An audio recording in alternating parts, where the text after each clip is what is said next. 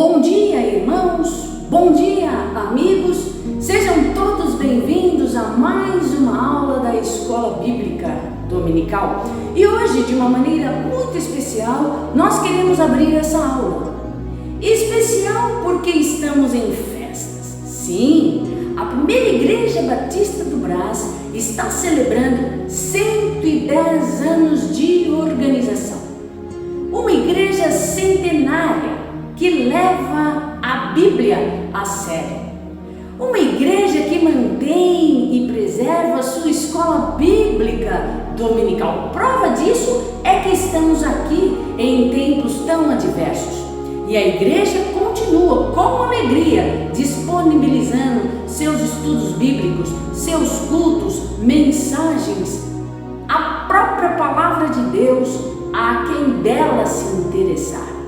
É uma igreja que tem a Bíblia como a única regra de fé e prática.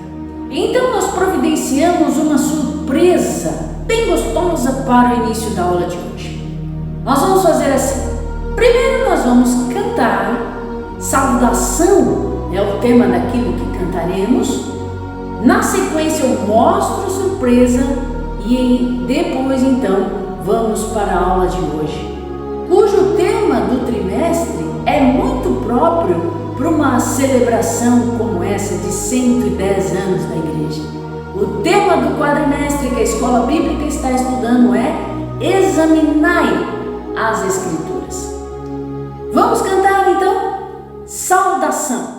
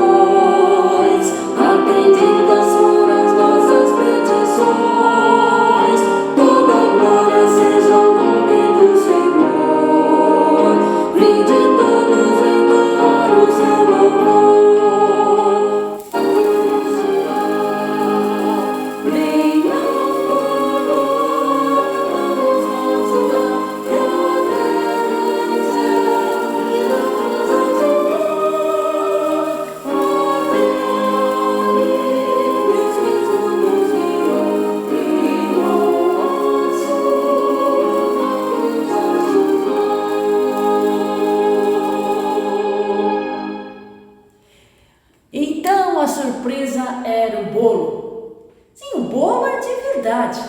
Eu providenciei para este momento. Pena mesmo é que nós não vamos poder saboreá-lo juntos, comermos juntos, degustarmos juntos. Mas eu garanto para o irmão que cada fatia desse bolo que eu comer, eu vou me lembrar de você. Que Deus nos abençoe nessa introdução.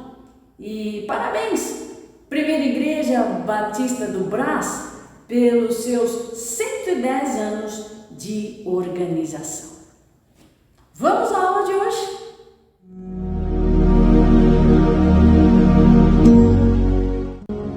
Você já reparou como nós temos acesso fácil à Bíblia? É impressionante a variedade na ofertas de Bíblia que nós encontramos no mercado. Veja essa, por exemplo. Essa Bíblia, ela é revista e atualizada. Uma Bíblia de letras gigantes e é a que eu mais uso hoje.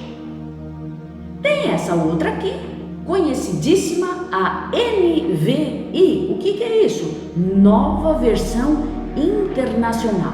As letras são miudinhas, mas ela tem uma linguagem gostosa para se entender. Todas essas Bíblias são minhas. Veja o acesso que eu tenho a Bíblias. Essa daqui é o meu xodó, porque ela me acompanhou em toda a minha adolescência. Naquela época em que a igreja cantava muito com cantor cristão. nós não cantávamos tantos hinetos quanto cantamos hoje. E essa Bíblia, ela é completa de Gênesis a Apocalipse e ainda vem com cantor cristão. Então era fácil eu ir para a igreja e já ir num só compêndio, Bíblia e cantor. Meu xodó foi e me acompanhou durante toda a minha adolescência. Bíblias de estudo. Aqui eu tenho a Bíblia século 21, com comentários do pastor Luiz Saião. Rodapé, Luiz Saião, uma Bíblia de muita utilidade. Temos a Bíblia Mensagem. A Mensagem é uma Bíblia de uma linguagem ainda muito mais simplificada do que a linguagem de hoje, a Bíblia na linguagem de hoje. Ela junta 2, 3, 4 versículos e faz um só comentário. Então é uma Bíblia para estudos, na verdade, mas de uma linguagem super clara. Bíblia, a Mensagem. Outra Bíblia de estudos que agora me acompanhou muito na minha juventude, quando eu comecei a dar aula na Escola Bíblica Dominical, e traz comentários do pastor Russell Shedd. Tenho também essa outra Bíblia de estudos, diferente de todas as outras, foi uma novidade quando saiu, porque é uma Bíblia na ordem cronológica. Não é uma Bíblia comum que você diz, vamos abrir em Gênesis e você vai lá buscar Gênesis. Não, essa é diferente, porque ela vai intercalando os textos e livros de acordo com a cronologia da escrita. Tem também uma outra Bíblia que está aqui, muito pequenininha, a famosa Bíblia de bolso, que houve um tempo que ela era muito famosa porque era pequenininha, era uma Bíblia para se carregar na bolsa ou no bolso mesmo. Veja o tamanho dela, compare com a palma da minha mão, muito pequenininha. Ela é charmosa demais e é completa, de Gênesis a Apocalipse. Eu nunca gostei dessa Bíblia porque ela era muito pequenininha mesmo. De qualquer maneira, foi muito famosa no seu tempo. Hoje eu não vejo mais pessoas carregando uma Bíblia desse tamanho. Na verdade, hoje as Bíblias estão no celular. Enfim, não para por aí. Eu trago para vocês uma curiosidade que é a menor Bíblia do mundo. Se vocês acham que essa Bíblia é pequena, e é mesmo, ainda existe uma Bíblia menor ainda, e eu vou mostrar para vocês. Ela está impressa num acetato. Olha, estão vendo só? Nesse pequeno quadradinho de 5,5 centímetros de cada lado, você tem aqui uma Bíblia completa. Para ler direitinho, você precisa colocar num fundo, tá vendo só? Um fundo em branco. Para ler o que está escrito nas laterais, porque a Bíblia mesmo você não consegue. Essa Bíblia é a menor Bíblia do mundo e para ser lida você precisa de um potente microscópio. Porque na verdade, nesse pequeno quadradinho, você tem 1.245 páginas, a Bíblia completa, Novo e Antigo Testamento. Aqui nessa pequena Bíblia, você tem 773.746 caracteres. Esta Biblinha, ela tem um grau de redução 250 vezes menor do que uma Bíblia normal. Então, esta é a menor Bíblia do mundo. Na verdade, esse pequeno acetato, ele serviu como um período em que a Sociedade Bíblica do Brasil usou para fazer evangelismo e atrair pessoas à leitura da Bíblia a ganhar o amor pela Bíblia e uma campanha de evangelização mesmo, com o tema A Menor Bíblia do Mundo. E por um tempo ela foi então divulgada assim, bem pequenininha, somente para mostrar como é possível imprimir uma Bíblia tão pequenininha num pedaço de acetato. Certa ocasião, a primeira igreja batista do Brás convidou um pastor para pregar. Eu não vou me lembrar o nome do pastor, também não me lembro da mensagem que o pastor pregou, mas ele contou uma experiência pessoal que eu guardei no meu coração e vou dividir com você. Esse pastor então conta que quando ele tinha lá por volta dos seus 17, 18 anos, ele conheceu a Jesus e decidiu segui-lo para valer. Ele não tinha nenhuma formação religiosa, pelo contrário, ninguém na sua casa era crente ainda. Mas depois que ele conheceu a Jesus, a sua vida mudou, tomou um novo rumo, a sua vida ganhou um novo sentido. Um dia, esse moço estava indo para a igreja, aí então ele pegou a sua enorme Bíblia e, todo orgulhoso, foi até o caixa do bar onde seu pai trabalhava e disse: "Pai, eu estou indo para a igreja." Isso aconteceu várias e repetidas vezes. Pegava a sua Bíblia com todo o carinho do mundo, ia até o caixa e dizia: "Pai, eu estou indo para a igreja." Até que um dia o pai desse moço se injuriou, porque na verdade ele era o proprietário do bar. O bar era da família. Então ele, injuriado com o filho, disse assim: "Meu filho, vem cá. Olha, você quer ir para a igreja? Vai. Quer seguir o seu Deus? Siga. Mas, meu filho, não fica desfilando no meio do bar com essa Bíblia, por favor. Faz o seguinte, quando você for para a igreja, pega lá um saquinho de pão, coloque a sua Bíblia dentro. Quando você chegar lá na calçada, tudo bem, vai para a igreja, mas não fica desfilando com essa Bíblia no meio do bar, meu filho, porque isso é constrangedor." Aí o pastor conta que ele ficou muito triste. Ele era tão jovem, ficou muito triste, mas nunca fez aquilo que o pai pediu. Anos mais tarde, ele dá esse testemunho: "Se eu tivesse escondido a minha Bíblia, certamente eu iria perder a oportunidade de ver meu pai salvo e batizado." Como é que você tem lidado com sua Bíblia? Como é que você tem tratado a sua Bíblia? Ou ainda, qual é a sua afinidade com a Bíblia? Quando uma pessoa é alcançada por Jesus, atraída pela graça, por graça e de graça, eleita para a salvação, o seu primeiro desejo, com certeza, é possuir uma Bíblia. O salvo em Jesus Cristo tem sede de ouvir a voz de Deus. E ele sabe que isso só será possível lendo a palavra de Deus.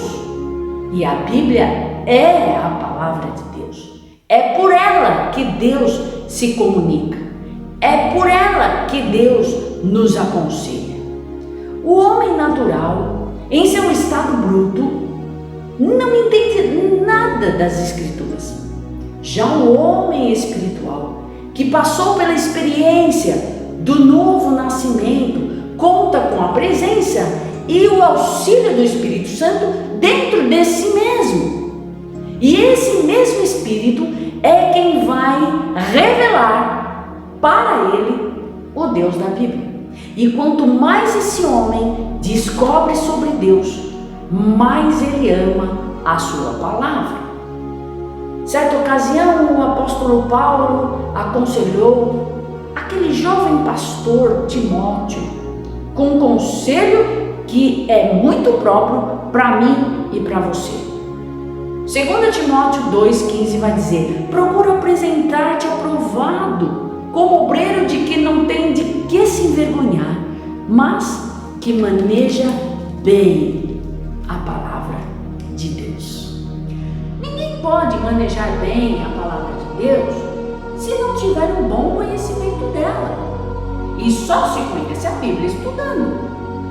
Você sabia, por exemplo, que toda a Bíblia, com os seus 66 livros, 1188 capítulos, pode ser resumida em 3 frases? Jesus virá, Jesus veio, Jesus voltará.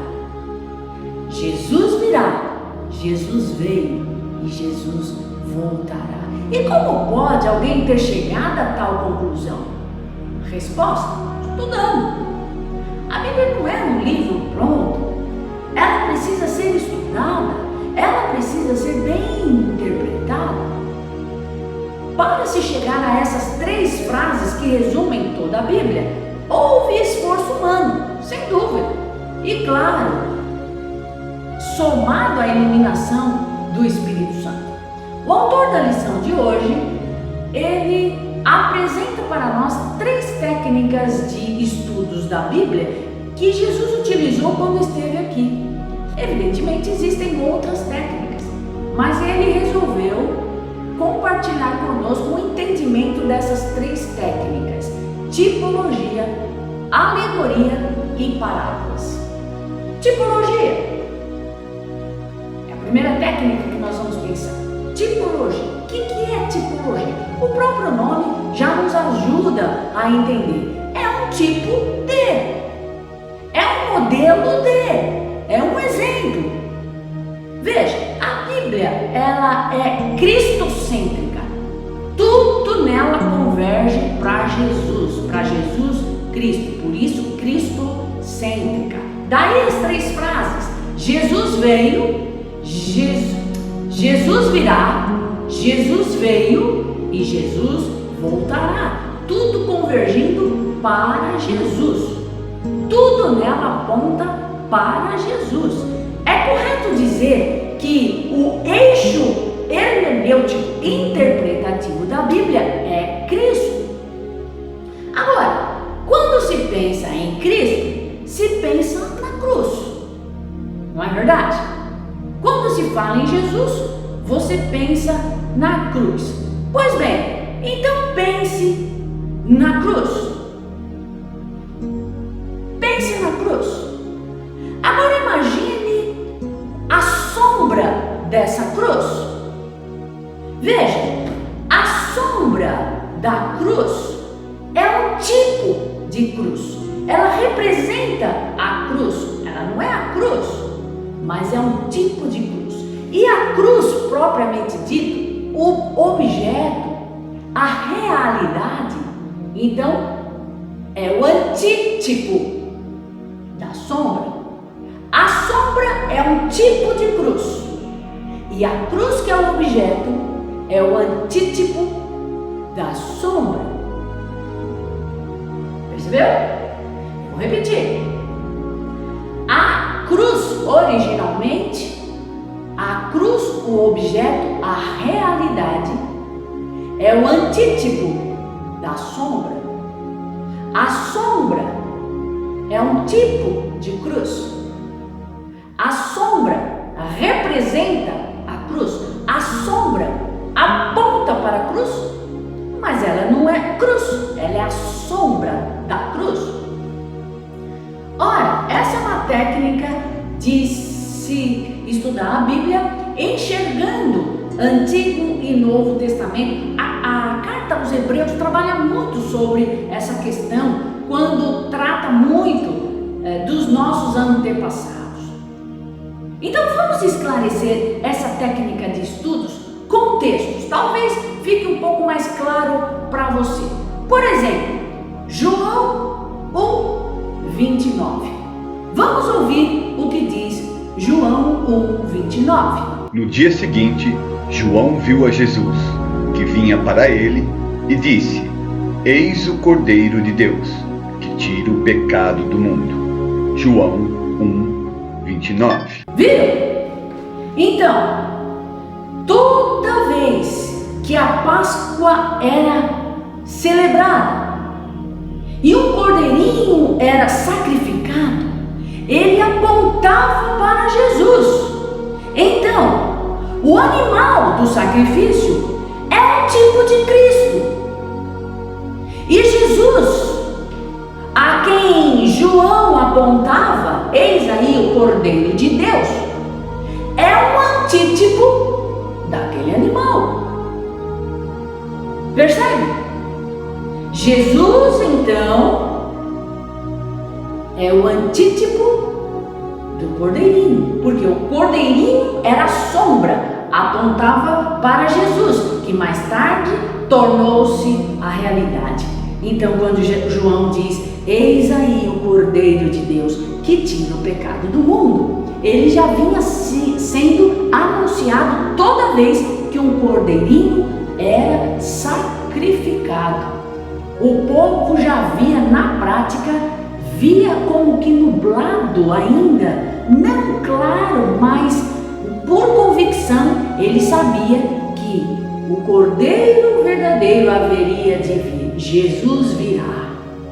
E Jesus veio, tornou-se realidade. Jesus, sendo ele o objeto, é o antítipo daquele tipo de Cristo que eram todos os cordeirinhos sacrificados na Páscoa. Deu para entender?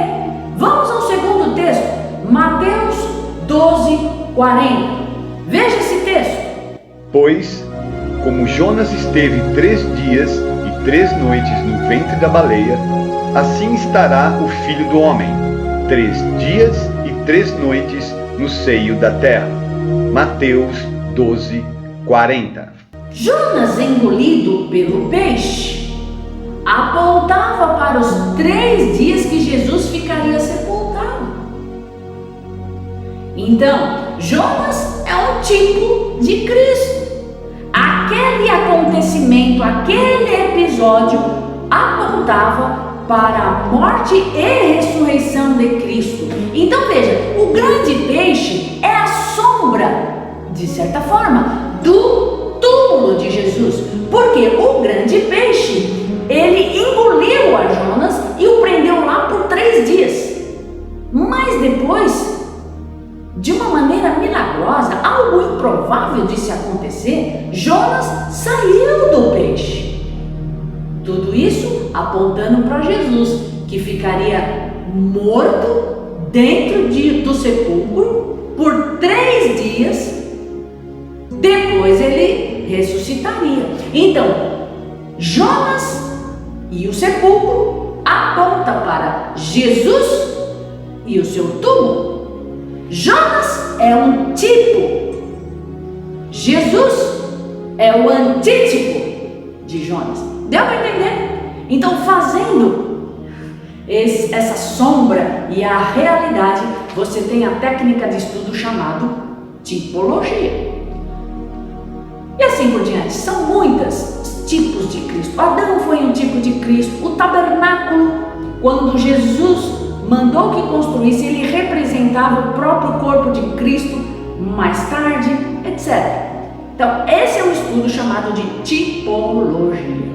Há um segundo tipo de estudo que o autor nos propõe pensar nesta manhã, que é a alegoria. A alegoria é explicar um pensamento de maneira figurada. Paulo ilustra bem essa técnica quando pregou aos Gálatas. A igreja passava por um desvio doutrinário naquela situação. Alguns prosélitos judeus convertidos ao cristianismo, infiltrados no meio do povo, ensinavam que só Jesus não era suficiente para alguém ser salvo. Era Jesus mais alguma coisa.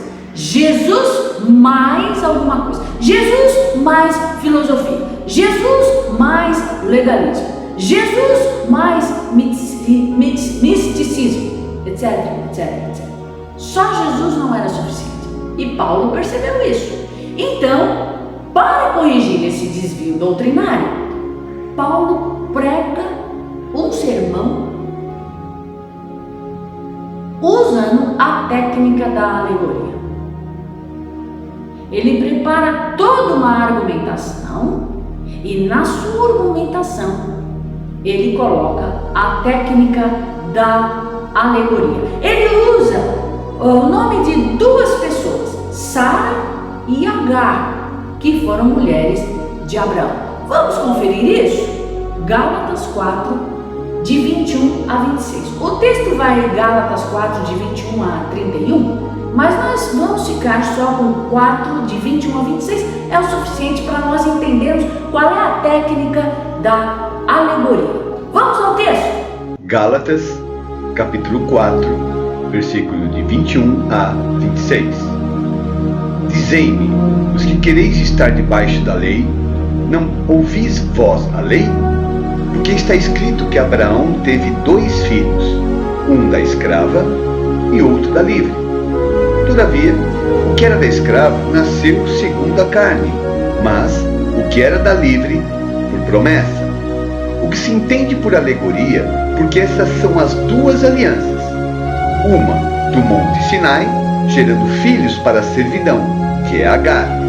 Ora, esta Agar é Sinai, um monte da Arábia, que corresponde a Jerusalém, que agora existe, pois é escrava com seus filhos.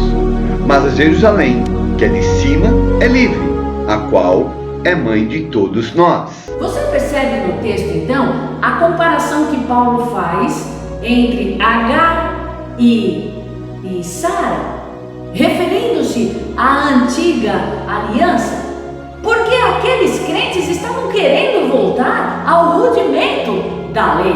E Paulo vai dizer isso. Vocês vão querer voltar para trás? Quando Jesus já nos libertou, porque para a verdade, para a liberdade, Jesus nos libertou. Aí ele vai dizer, olha, Agar era uma escrava, a Sara era livre. Agar era mãe de Ismael, a Sara era mãe de Isaac. Ele vai comparando. Ismael nasceu segundo a carne, Isaac nasceu segundo a promessa. Agar representa o monte Sinai, Sara representa Jerusalém.